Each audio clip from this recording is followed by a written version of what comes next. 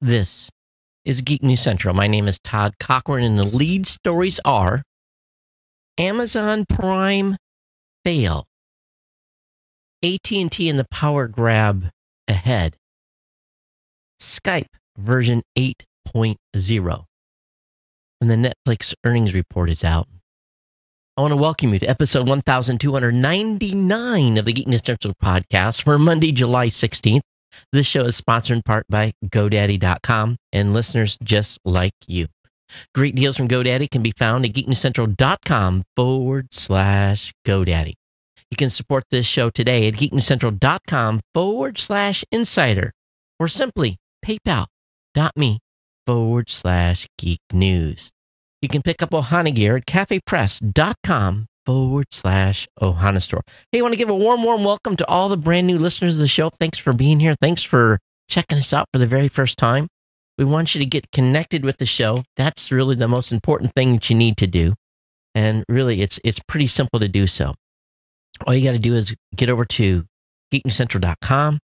Right there on the right-hand column of the website is a place for you to subscribe via Apple Podcasts, on Android, by email, on Google Podcasts, on Stitcher, TuneIn, Spotify, really any place that you want to listen to this show, you can. And you can just get it right there direct at geeknewscentral.com. So that's a place to go if you're a brand new listener. Of course, if you're an existing listener, welcome to episode 1299. We're one episode away from crossing over 1,300. And I want to give all of the Ohana a very, very warm welcome.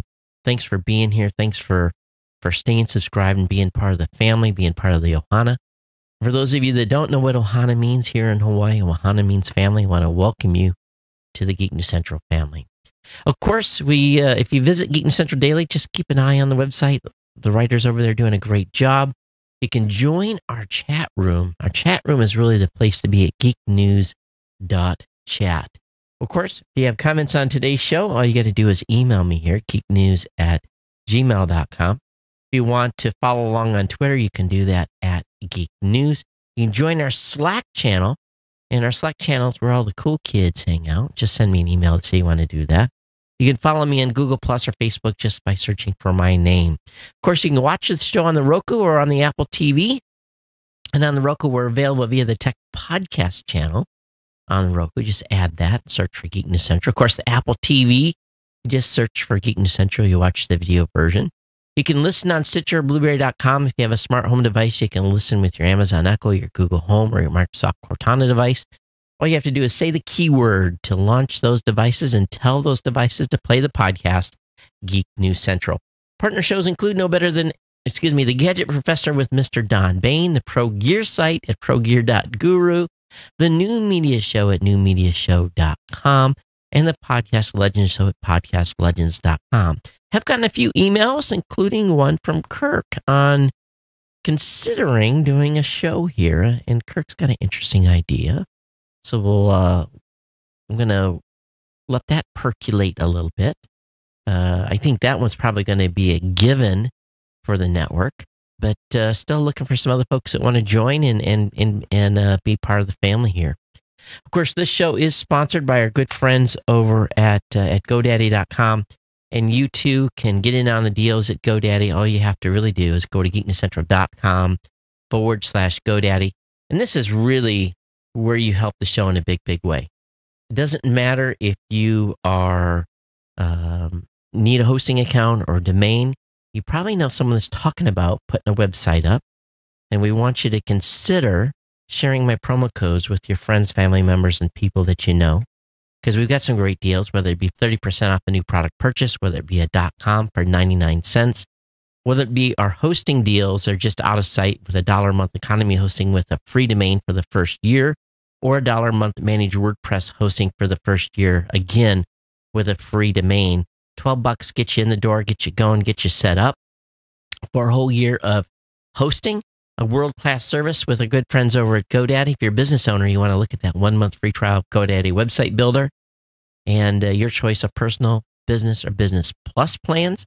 All the codes are on the website. They start with CJCGNC30 for the 30% off code, CJCGNC99 for the 99-cent deal, CJCGNC1HS for the 1 month economy hosting, CJCGNCWP1 for that WordPress hosting, or CJCGNC free for the GoDaddy website builder service. If you don't remember those codes, don't forget, you can come over to geeknewscentral.com/GoDaddy, grab the code, or just click it and lock it in.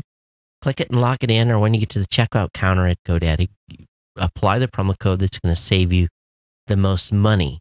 And make sure you tell friends just to look at that, look at sometimes what they'll do when you use the code or when you click on the link, they'll want you to sign up for 3 years. You don't have to do that. Change it to 1 year, and you'll notice that the price will change down to that $12 price. And of course, I always tell folks, do just a little research, because they're going to offer that free domain to you.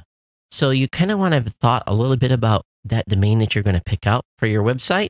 So just, kind of do a little bit of pre-planning, and don't waste no time, though. When you get that domain figured out, make the jump immediately and pick up that hosting account, and then get that free domain as well with the $1 a month hosting. It's really a fantastic deal, and the tools and services and the dashboard over there are fantastic. So I want to thank our good friends over at GoDaddy for their continued support here of the show. Is greatly appreciated. If you don't have a friend or family member or someone you know that's looking for a hosting account, you definitely want to link to my webpage, either whether it be Facebook, on Twitter, on your own website. Link to it and throw me a shout out. I definitely appreciate it when you do that. That helps the show just as well as supporting it by telling a friend. Okay, so definitely link that up on your social media sites, and you do a lot when you help Geek News Central this way, because every dollar that comes into the show is used to keep the lights on, keep the family fed, keep the insurance paid, gas in the car, and keep things moving here at the household. So, and in our team as well. So I want to thank all of you for your continued support over at GoDaddy.com. I want to reach over here. I think my audio is up a little bit, and I'm not quite sure. I just tweaked it just a little. I don't know why it's so hot. I haven't done anything different here, but it is tonight a little bit on well, I can tell by looking at the meters on my recording systems. When it gets over a certain point, I'm like, that doesn't look right. So anyway, what's been happening since the last show? It's really, it's the peak of summer throughout America and in many places in the world, at least in the Northern Hemisphere. And here in Hawaii is no different. It's hot.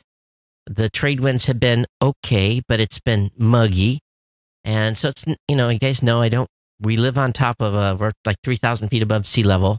I don't run any AC in the house. So I've had a few crisp, I guess for better words, balmy nights. Is that the right word to use? Anyway, hot and sticky nights, I guess, are the best way for it. So, and then lots of stuff, planning for Podcast Movement. I was working on my presentation. Matter of fact, I've got it open on the desktop. I'm about 30 slides into modifying about a 60 slide deck that I have to get done in about 40 minutes.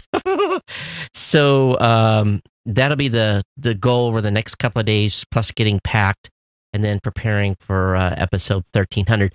It's kind of weird. We've had so many of these big milestones for the show that hitting 1300 to me is kind of like, I don't know. I'm not like jumping out of my skin about it. I'm nice to see that we're hitting the milestone. Of course, Kirk helping when I'm on travel, putting the show together has always been fantastic as well. And in fact, Kirk sent me a message in Slack. He said, in celebrating a 1300th episode on Thursday, I would be happy to throw out to the listeners an Amazon gift card, nothing to do with Prime Day, for a listener or two that sends an email about a crazy or weird article from the past year. Like, for example, about the story in Japan where you can purchase bath salts that smell like fried chicken, or there is the burger robot startup. I think one of these things that are in my top 10 is this from February. So Obviously, we just gave you 2 ideas. So Kirk is basically offering up an Amazon gift card. I'm not asking him to do that. I appreciate that he's doing so. I'll leave it up to him, to his prerogative. But you have to send in an email to geeknews@gmail.com and tell us what has been one of the weirdest, crazy stories that has come across this show to you in the past year. And he's going to hook a couple of listeners up, I guess, with some gift cards. He doesn't say how much. Be happy with what you get. So I've kind of made it a policy here to try not to be giving away a lot of money or prizes, but I do have a couple of items here that have come in over the last few months, review items, that type of stuff. So I'll throw those into the pile as well. So if you've got some comments about the past year, anything that struck you funny, or a story that I even told, drop a line here and we'll get you, we'll read those entries at the beginning of the show, kind of in this segment standpoint, and then get into the content. But I'm just trying to think about, should I do the traditional rundown? I know one thing that we haven't done in a long time is we haven't talked about the insiders. We're definitely going to talk about that on episode 1300. It's been a while since I recognized those folks. We're going to go through those names and thank those folks.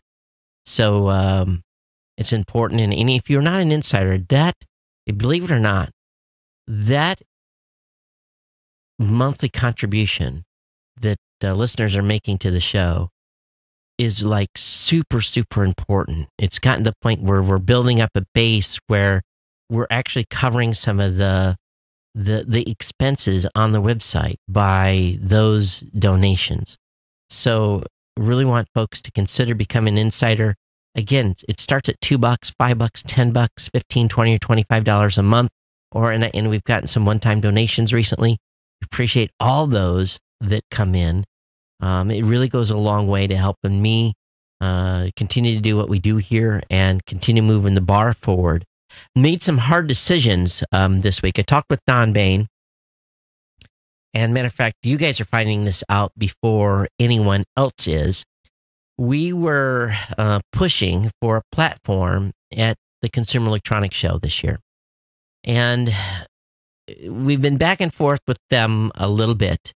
And the location and the design of the platform they were willing to hook up to us just isn't going to work. And we just can't see how we're going to shoehorn a studio into where they're at. And we're going back to them asking for something a little different. But what I'm expecting for CES this year is, I wouldn't say a slowdown, but we're going to change things up again. It seems to be that I put a lot of effort into that event. And at this point, the amount of return that I'm getting out of the event is becoming less and less. And I have to figure out, and we've already cut expenses way, way down, a considerable amount.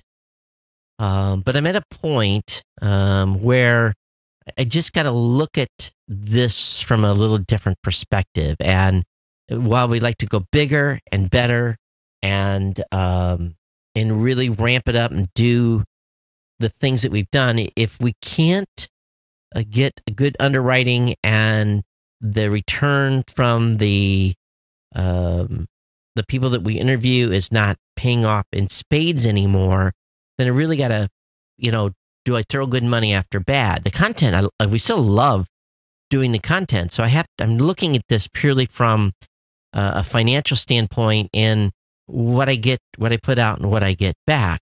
It still is valuable, but I want to change really kind of the way I'm approaching the coverage there. And maybe instead of doing such a large quantity, maybe lower the quantity and go after more quality interviews. And we try to, do that. but sometimes it's just boom, boom, boom, boom. We're knocking the interviews out, and to what end, and to what value, and what is the return back to us. So anyway, we're going to look at that hard through the year. I actually told Kirk to hold off booking his airline ticket. I'm sure I'm going to still follow through and have him come out and assist, but there's going to be some changes, and I haven't fully thought that through at this point.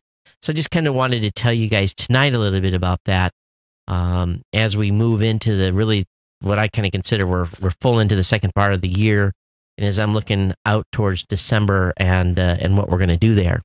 So anyway, that's it for that, and then I'll keep you informed on what's going on. I'd like to hear you guys' feedback too. What's your impression been on the event and the content? Because it really, I'm just, if I'm giving you guys value and you telling me that the value and the content is good, that would be some justification as well to continue the investment in doing the show as we have in the past. Otherwise, I'm going to really roll back, and we're going to go into a different type of interview process. Maybe not even do live, maybe just do interviews, schedule some interviews, and not worry about the live component, which has given me literally so many headaches over the past 4 or 5 years, and the streams and some of that stuff, and the scheduling time and everything that goes into it. So anyway, love to hear you guys' feedback on CES and the content that I've brought you over the past couple of years, and whether you will miss it if we throttle it back. Okay, so get into the regular content. I'm already long chit-chatting here. Attended a Geek meetup. That was kind of cool. Again, getting ready for the event, and then took some downtime to read a book and get a little sci-fi reading in. And it's just good to do a little bit of a continued disconnect, because I'm just, I'm continuing to be always crushed. Nothing changes there. You guys already know that. So, but anyway, hey Rita, thanks. Thanks for joining in, Jeremy. Thanks. Oh, Jeremy, you said your 12-year-old son loves your Minions cup. Yes. And actually, Jeremy, look at this. Here's another one. Here, it's dripping water on my switcher. I better be careful. So, yes, I have 2 Minion cups. So there's a little pun there. And reason I have Minions here. So let me know if you kind of figure out the pun of the Minions. All right, so let me go ahead and get into the stack. And before I get that, I am way off track on the gym situation. And it's not all been my fault. So, yes, I know. I've got to get back in there. I'm stepping on the scales and I'm watching it, and a couple of pounds up creep, and I'm just freaking out. So, this week, hopefully I'll be back in. Next week's going to be impossible, but it is what it is. But let's talk about today, what's happening in the tech world today. Amazon suffered a glitch at the start of the Prime Day, not just at the start. I was busy.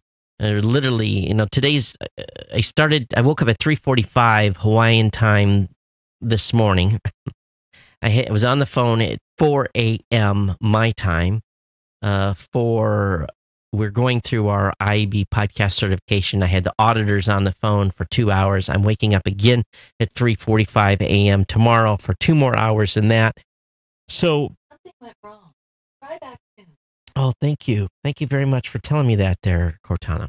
So anyway, it was just all day busy. And finally about maybe about 9 p.m. Eastern, which was already 6 hours into Prime Day, I go on Amazon because one of my friends sent me a Slack link. He said, check this deal out. And I couldn't get anything to load. I kept getting the dog or whatever it is. And I just sit and I was like, really? 6 hours into Prime Day? And I had kind of heard some rumors on I've been following social media a little bit, but they had some major major issues at the beginning. And my daughter sent over a link to, hey, this is the baby seat we want. No, the car seat we want. And it's 20% off. So I'll probably get that clicked through after the show's ending up tonight, get that to her. But in the beginning, it just wasn't working. Prime wasn't working. So they got hammered.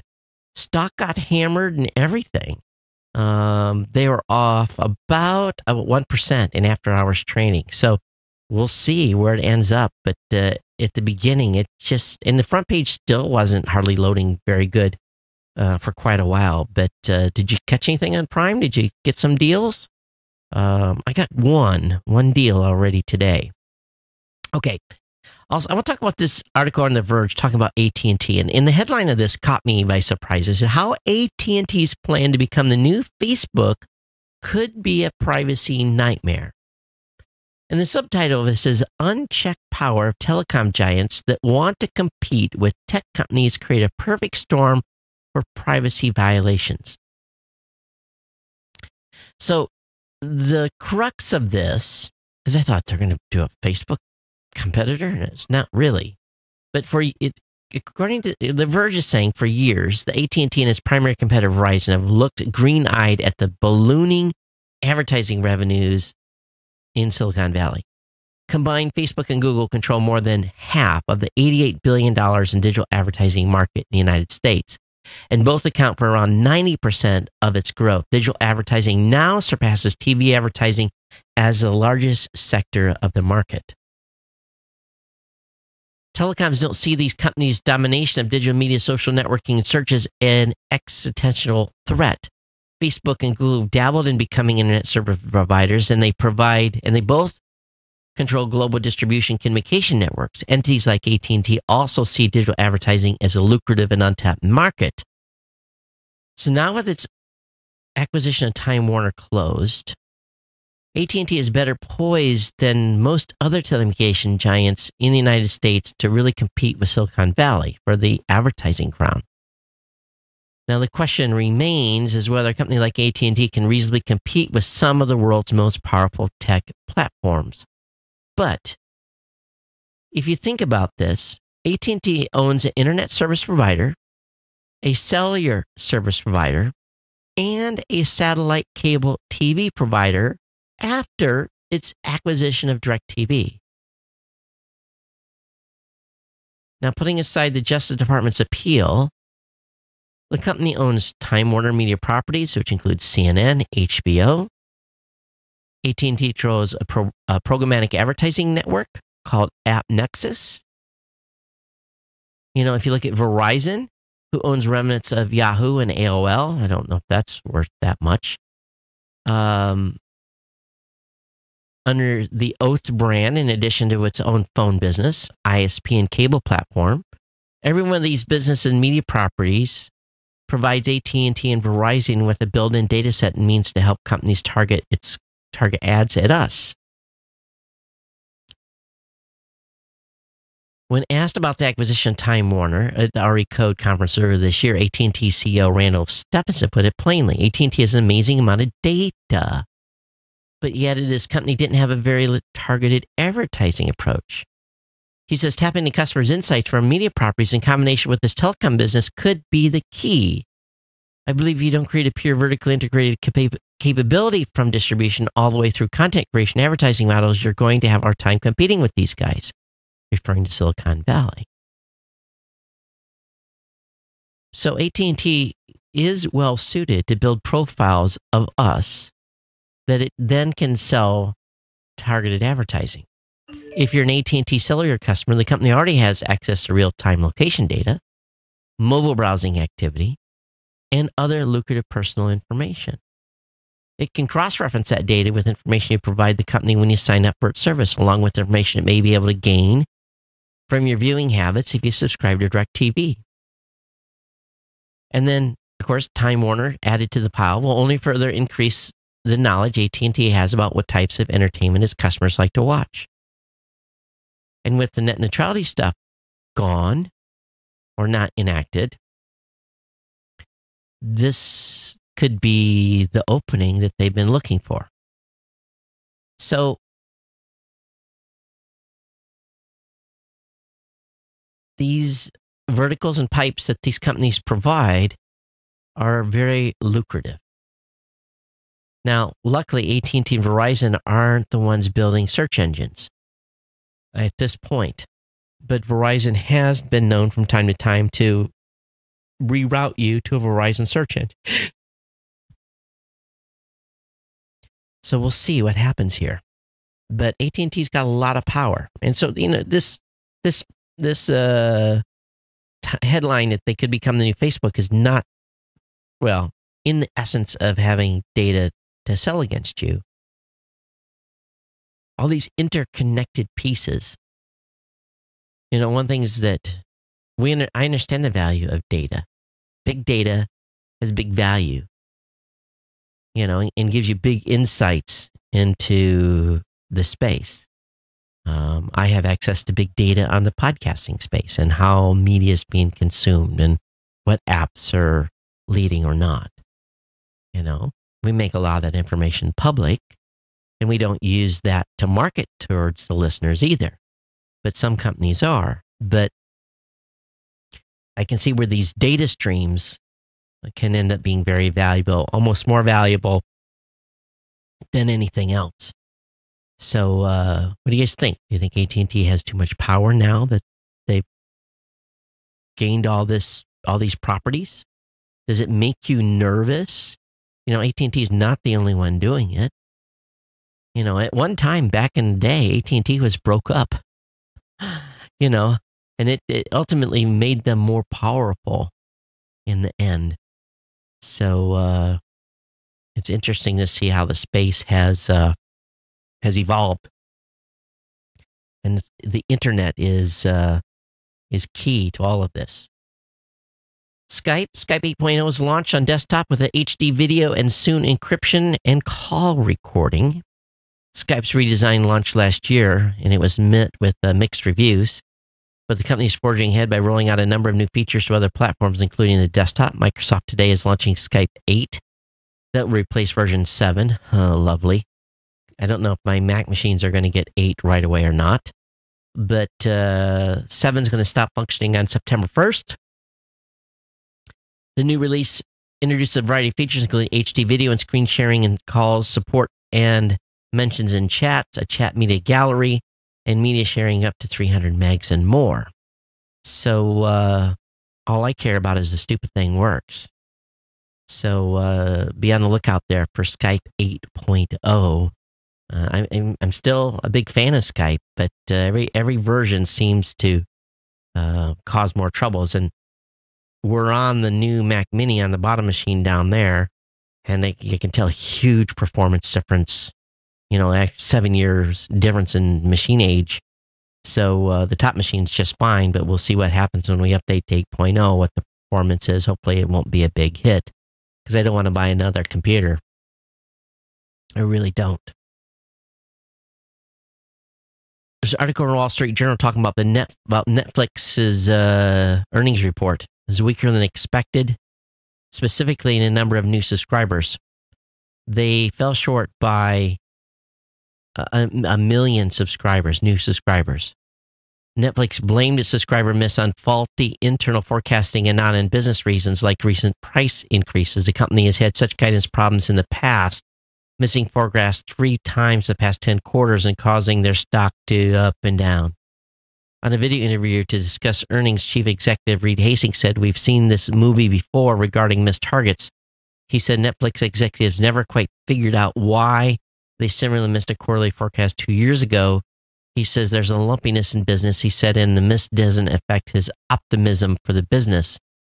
In the second quarter, the company added 4.47 million international customers, short of its guidance of 5, so short of about 530,000, and 670,000 streaming customers in the United States, below its estimates of 1.2 million, so a little bit over 1.1 million it was short on.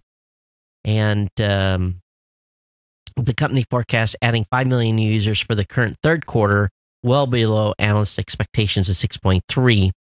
Overall, Netflix has 130 million total members globally, making it a media superpower. Netflix said Monday that anticipates more competition, but believes there's room for multiple parties. And I spent some time.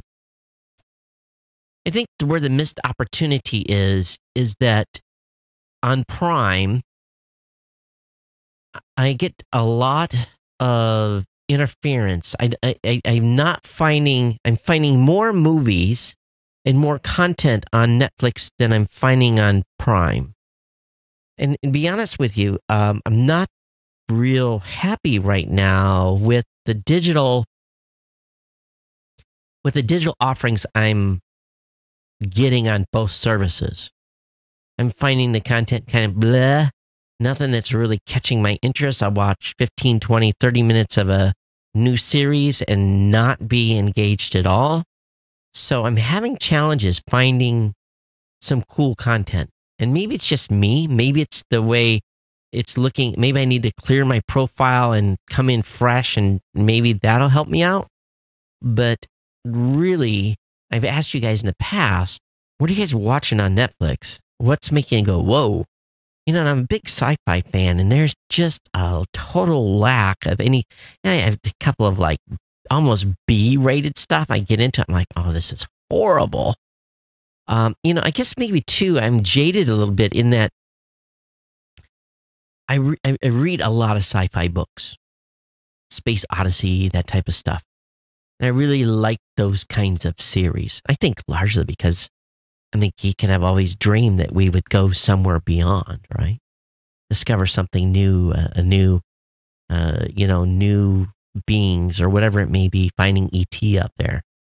And the consequences of that are they eat us or we eat them or whatever happens there. But so I'm really, I like those types of books a lot. And I have a couple of authors that I just crave for their new offerings.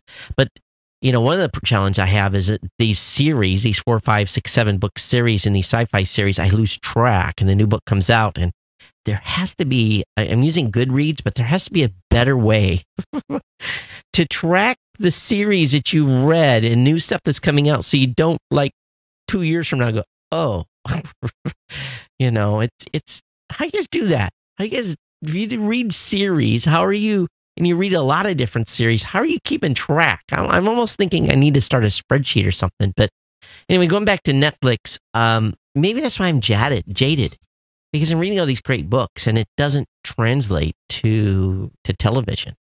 But there's some stuff, I don't know, I'm bored with some of these offerings. And maybe it's just time to cut all these services out for a while and take a break. Rita says more than likely they are C-grade movies. Well, yeah, that is fantastic. There are some grade C stuff out there that I think I could have produced and done a better storyline myself, Rita, to be honest with you. How many of you guys know about Instapaper? Instapaper is no longer part of Pinterest. The service is going independent. So the bookmarking service Instapaper now said they will once again be an independent operation. Instapaper allows you to save articles for offline reading and even lets you send text to Kindles for reading on dedicated e-ink readers. You can also bookmark media, including videos, and organize saved material in folders. I don't think I really ever used Instapaper at all. So maybe that's one of the reasons why. You guys know again, we're talking about Roku, but Roku wants to make your smart TV sound better with its new wireless speakers. These are coming on the market soon. And they've been known, obviously, for their set-top boxes. And they're rolling out companion speakers, part of the Roku Connect platform. And what's going to be the price on these? Probably about $2, I would think. And they kind of have that Roku type of look. And let me see, do they have a price? No, they don't. But it's part of the acquisition of the Danish audio startup Dynastorm. So this is coming out of that group.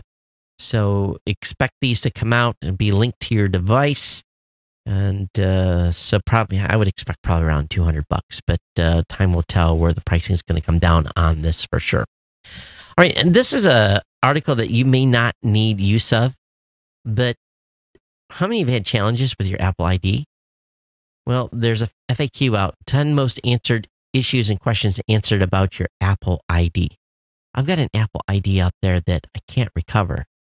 In the early days of iTunes, when we were submitting podcasts, I used geeknews@gmail.com. And then that got submitted into the system. And then ultimately I have a different domain address for my actual Apple ID account. And I've never been able to get, Apple says that account doesn't exist, but yet I know it exists somewhere in their ecosystem. But if any of you got any ghost Apple IDs out there, I do. I wish I had a few more connections inside the Apple group. Financial regulators that turn watchful eye in cryptocurrency market. And we talked about this on the couple last shows, where that a lot of these ICOs, initial coin offerings, are failing. So the feds are really starting to take a look at this. Global financial regulators are starting to keep a close eye. And the framework was established to allow the Financial Stability Board, which helps G20 countries coordinate policy to catch stability risk early. And Reuters highlights the volatility of cryptocurrency. Oh, what's that? Huh. Reuters highlights did you guys hear that in the show? It sounded like a ringing. Bell ringing almost. That's weird. Anyway, if you didn't hear it, I did. So I'm a little freaked out about it. Reuters highlights the volatility of cryptocurrency prices and the fact that startups have been issuing new digital currencies via ICOs. And of course, all of those are failing. Last week, Chinese police shut down a World Cup gambling ring that was hosting $1.5 billion in cryptocurrency bets. The bust came after the country banned ICOs last September. So that's huge. And of course, markets, however, the market continues to develop elsewhere. CNET checked out the Siren Finny, one of the first blockchain phones last week. It boasts a hidden pop-up screen for cryptocurrency security. I guess we didn't cover that. Link will be in the show notes. But anyways, I think we're going to see more regulation and crackdown. How many are using Android TV? Have you looked at live channels? Live channels may be something that you're missing on an Android TV. And some folks are saying the Android TV, that live channels piece, is really something that is a lot more functional than what you may be aware of. And what Live Channels is one of those apps that attempts to aggregate multiple sources of video in one place. And it does it pretty well, I guess. So if you have an Android TV, look at the Live Channels function. And I'll definitely have to do that myself. Comcast is reporting that they won't try to they will not try to stop Disney's $71.3 billion bid for Fox. So Comcast is going to go after UK's Sky Television instead. So those of you in the UK, Comcast, American companies, coming after one of yours. And Disney looks like is going to go and potentially get Fox Entertainment's assets. So let me see what else is here.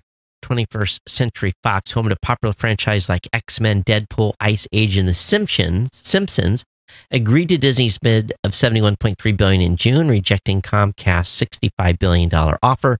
Around the same time, Comcast bid against Fox for Sky Television. Earlier this month, Fox offered $32 billion for Sky before Comcast raised its offer for Sky to $34 billion. Fox already owns 40% of Sky and had been attempting to take full control. So this is curious. We'll see where this ends up. The battle for the content pipes, folks. That's what it's all about.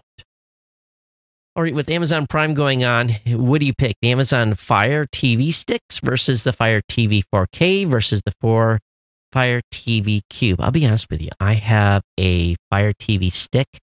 Works perfect. Really, really does. In the house, I have and that's what I travel with. I travel with the Fire TV stick. And then in the house, I have a Fire TV. It's not the 4K version because I use that in my bedroom where it's not a 4K television. but the Cube is another option as well. So really the difference in price is really kind of where it lays down. The Fire TV Stick's $39. The Fire TV Gen 3 is at $69, and the Fire TV Cube is at $119. The two offerings there are both 4K. And I guess a lot of it has to do with storage, and the RAM is about the same. Does have well, it's really the difference between the $69 version and the $119 version is limited. But anyway, if you're trying to decide which one to buy during the Prime Day, definitely link will be up in the show notes for you. Always looking for playlist. I'm at this point now where sometimes just a little music is good.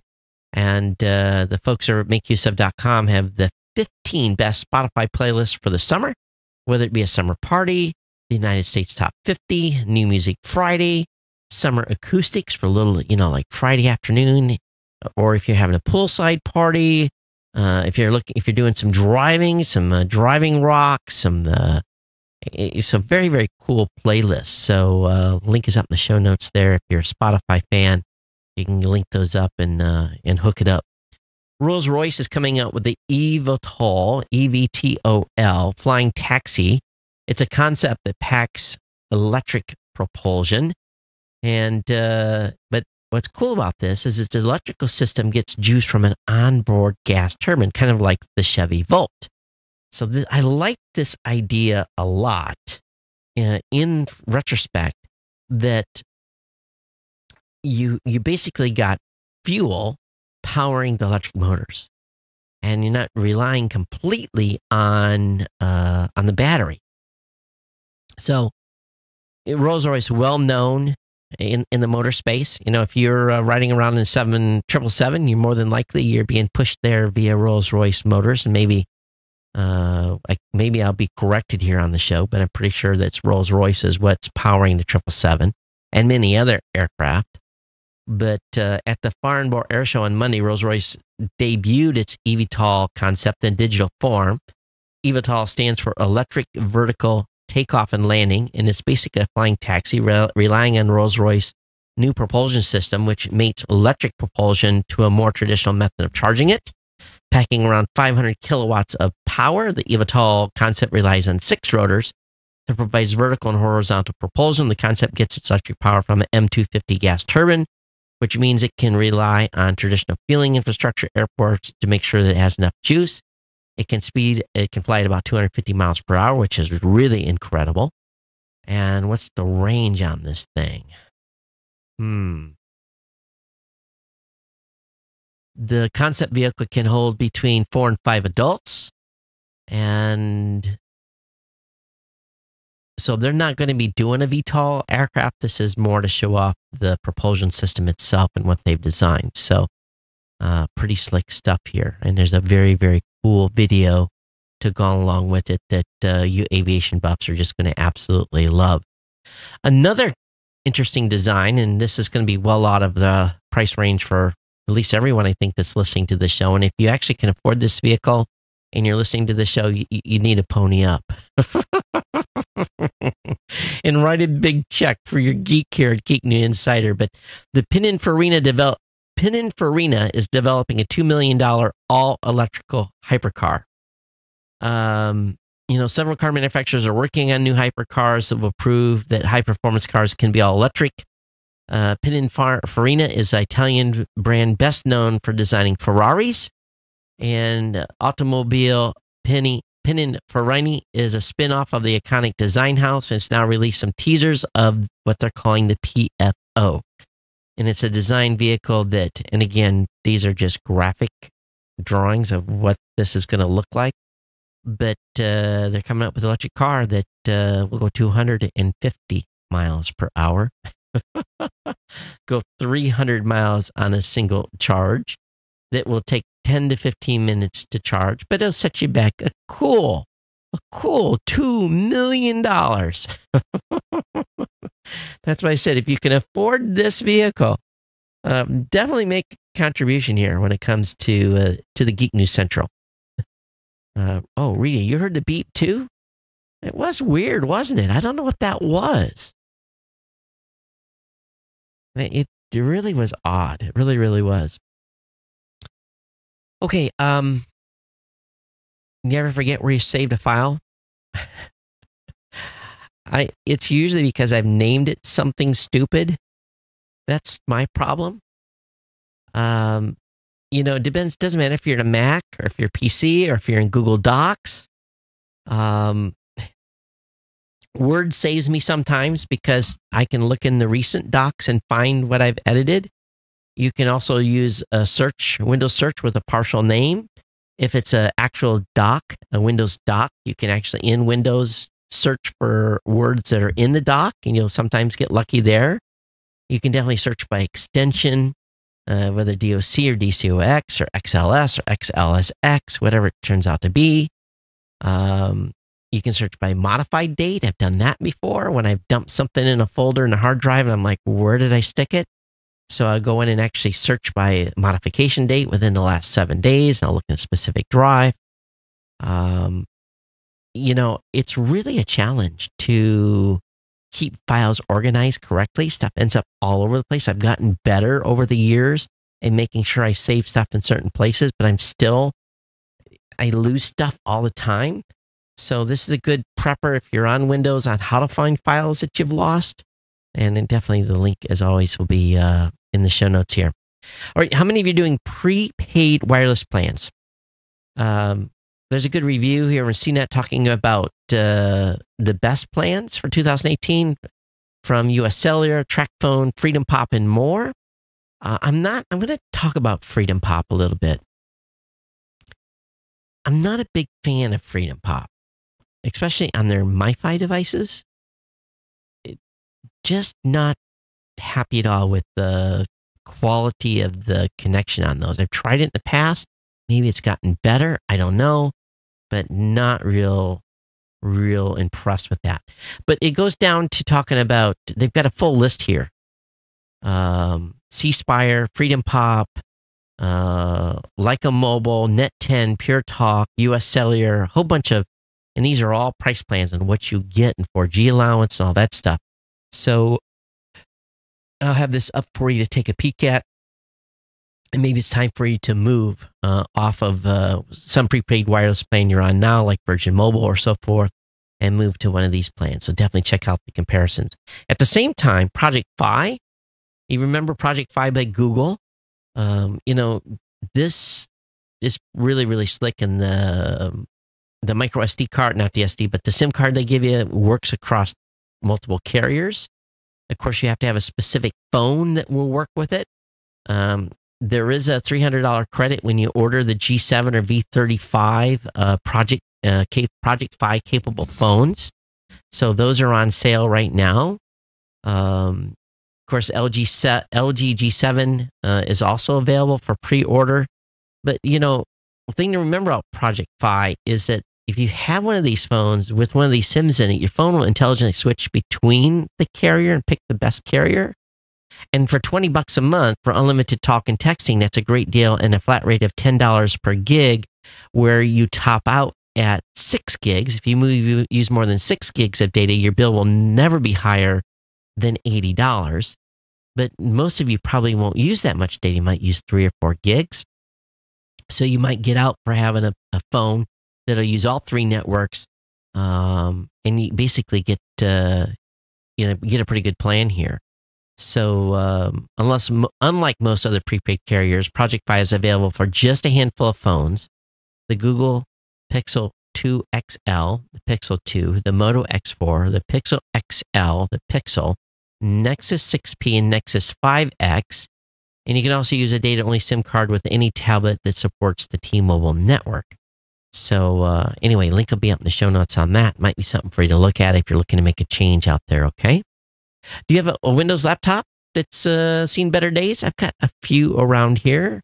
Have you ever considered converting that to a Chromebook? Well, you can. Chromebooks are wonderful schools, or for maybe you're trying to put somebody in the house having limited functionality. So use some of your machines that are a little bit longer in the tooth. You don't need as much power to run them. So definitely check out Chrome OS to convert an old Windows machine to the operating system. Get a little more life out of that machine before you decide to recycle it. Legos. Matter of fact, we've got a whole bunch of Legos for sale. We finally the kids have outgrown them. And we've got, I'm telling you, from all the years of collecting Legos, my kids have an incredible Legos collection. And we're trying to price out what the collection is worth.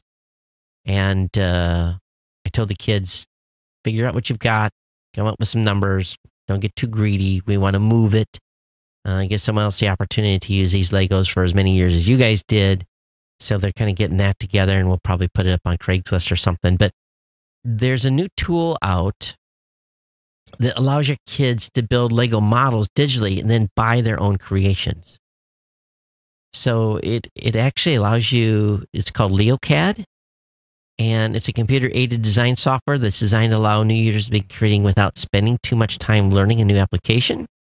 They start with a blank base, and then they design. And what I like about this, what I think is so cool about this, is if you have a really creative kid, gives them the opportunity to really do some almost entry-level CAD work, to think in multiple dimensions.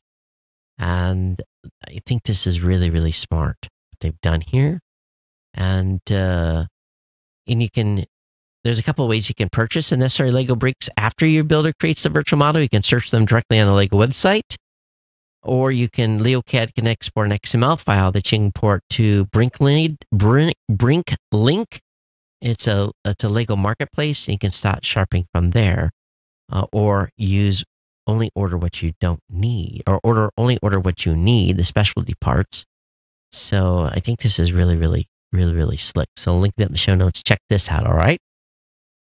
Okay. Ever got to the airport and really got confused on where you needed to be and where, and gate changes and all this stuff? Personally, I haven't had this happen, but I could see this happening to older people. There's a new robot that wants to make air travel less stressful. KLM Royal Dutch Airlines has a robot that's going to be launching in select airports this summer. So if you have some elderly people that are flying, the robot Care E will meet you at security checkpoint, take you wherever you need to go with your carry-on luggage on its back. To start your trip with your robot, it will prompt you to scan your boarding pass through nonverbal sounds and cues on its screens. KLM will launch the device at New York JFK and San Francisco International airports before the company decides if it will provide the service elsewhere.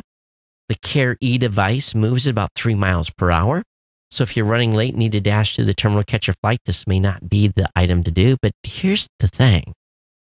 I think this is perfect for elderly. For folks that don't fly very often, helps them get to the gate where they need to be. They don't have to be confused. It lowers the stress level of flying for elderly people. I think this is really slick. Or maybe you've got a teenager that is finally able to fly alone.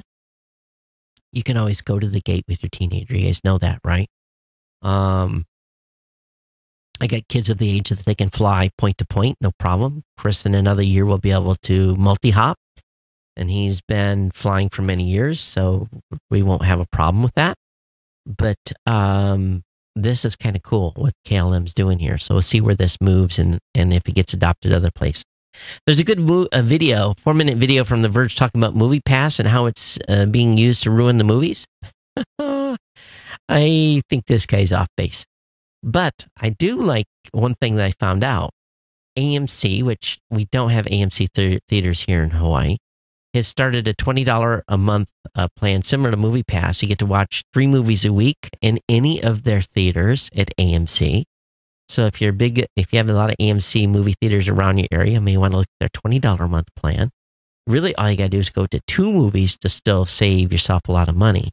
But you got to make sure you go, right? So this is an interesting perspective on Movie Pass for you to check out. Graphics cards, well, there's a graphics card for every budget. And the folks at Extreme Tech have a good rundown. So if you got a machine that's getting a little long in the tooth, or you want to make an upgrade to like a GTX 1070 or 1080 card, or you're looking for something a little less power, or you're trying to figure out where your budget's going to lay, definitely look at this. I've got matter of fact, I have a GTX 1080. Anybody need a GTX 1080 card? Do you need one? I'll make you a deal on a 1080. Make me an offer I can't refuse. Less than 10 hours of operation time. I've got a 1080. I'll sell you. It's in the box. A GTX 1080 card retails for $499. Make me a deal I can't refuse, and it's yours. So anyway, link if you have show notes on these graphics cards, and I've got one to sell. And matter of fact, that just reminds me, if you guys don't want to buy it, I'm going to put it on Craigslist. Over on the Christian Science Monitor, I can't remember ever having an article from this publication, but csmonitor.com has an article about how Snoopy is firing up kids to shoot for the moon. At NASA, they're not just looking up to the stars, they're looking to the future for rising talent, and now they're asking help, and they're asking Snoopy to do that again. Step aside Buzz Lightyear, America's favorite flop-eared beagle, has earned an official spot aboard NASA rockets. Snoopy, once first shot for the stars as a mascot with the Apollo lunar mission in the 1960s, returned to partner with the space organization, but this time his mission will be Earth-focused. He'll be promoting space exploration and STEM education among kids. So very, very cool. So some stats on STEM and so forth. And here talks about how they're promoting that. So link will be for you to, if you get kids in school, this might be a program for your kids to get interested in. Or Amazon warehouse workers are striking across Europe on Prime Day. Employees in Germany and Spain and Poland are protesting poor working conditions. So they're basically doing a strike because of frozen salaries and reduced medical leave and a whole bunch of other things. So the message is clear. While the online giant gets rich, it's saving money on the health of its workers. Stephanie Nutzberger, a top official for the retail workers at German trade union Verdi, told NBC Germany's strike will last one day, although Amazon claims it will not impact its ability to process orders and maintain shipping commitments during Prime Day. Meanwhile, workers at San Fernando's fulfillment facility outside Madrid are engaging in a 3-day strike to gain more favorable contract. So they may find themselves without a job, but I guess it sounds like they're unionized over there. Apple's introducing some new emojis. They'll include a superhero and more hair options. I don't use emojis very much. You guys use emojis? I don't. All right, last few articles here tonight. We'll get out of here. The Galaxy S8 has got a camera improvement in its latest update, so look for that update that's coming out as part of a patch in July. Also, a woman dropped her iPhone from 1,000 feet. She was in one of those open air biplanes and going on a little tour, and she tried to take a picture and dropped her phone. Well, she did find my iPhone and found it, and it was in perfect condition. She got real lucky. So this iPhone survived a 1,000-foot drop, and she did have it in a case. And she didn't have to buy a new phone. And there's an article that I need, how to stick with a fitness routine when you haven't seen progress. Well, the problem is I have to get back in the gym to see progress. And finally, Samsung expected to match the 2018 iPhone sizes with the Galaxy S10 lineup. So it should not be any surprise there. They're always copying each other. All right, let me go ahead and look here at, see if we got any emails that came in. No, we did not. So 1300's coming up. Want to hear from you. Tell me what you think, where we need to go with the show, what you love, what you hate. Any comments are mostly appreciated. And actually greatly appreciated. I want to thank all of you for being here. Many of you have been here since episode 1 or the low teens and all the way through episode 1299. Check in. Tell me how long you've been listening to the show. I want to hear and let you hear how long you've been here and been putting up with me destroying the English language and yawning on you and doing all kinds of stupid things over the years. But big thanks to Kirk for putting together the show today. I went through and I think I only found 4 or 5 additional articles, so we're pretty much synced up here, and that's good.